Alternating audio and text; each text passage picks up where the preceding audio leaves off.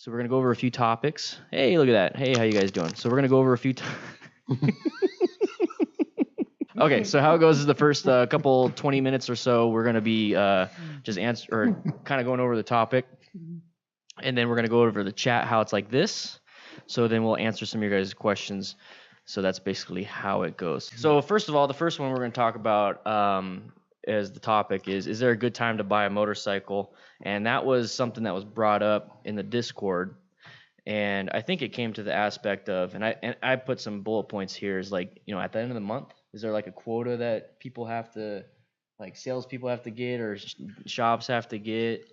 Is there anything like that? Or is it just a matter of I want to sell as much as I can so I can sell as much as I can? Yeah, I mean, dealerships absolutely probably have quotas. I know the car world does that a lot. Like last day of the month at the car world, they're just trying to stuff as much as they can in there.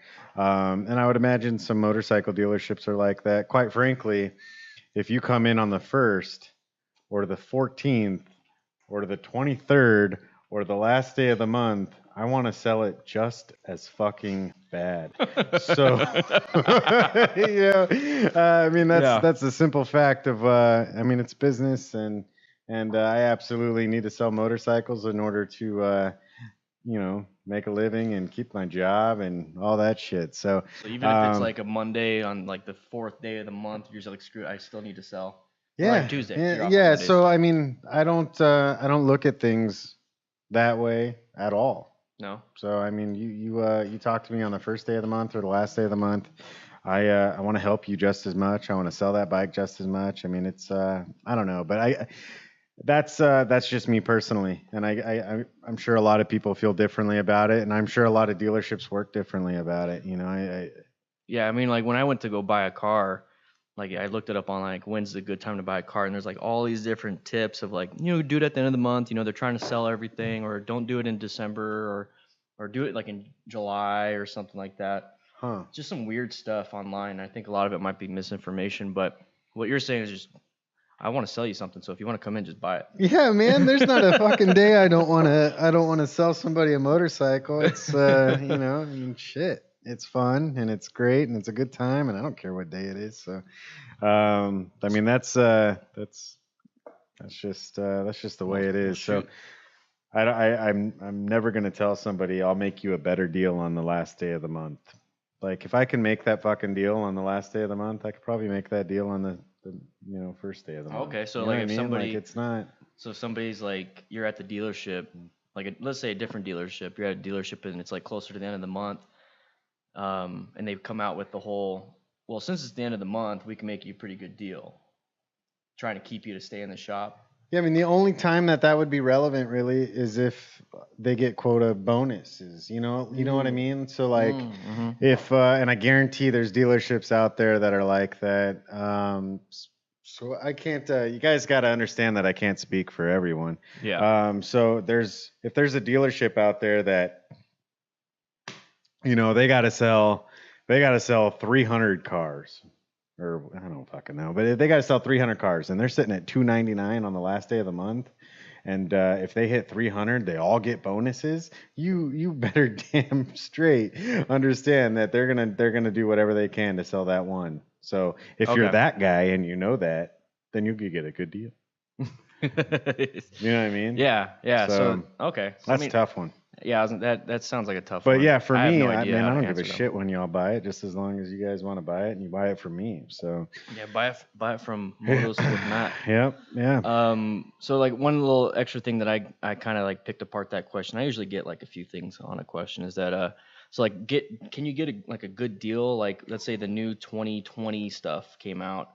Would I be able to like haggle down to 2019? Yeah. Or is it just like, hey, that's just what it is? I think it's I think across the board, whether it's cars or motorcycles or RVs or whatever the fuck it is, if it's the last year model and it's not a current, that there's deals on those, whether they're from the dealership or they're from the factory.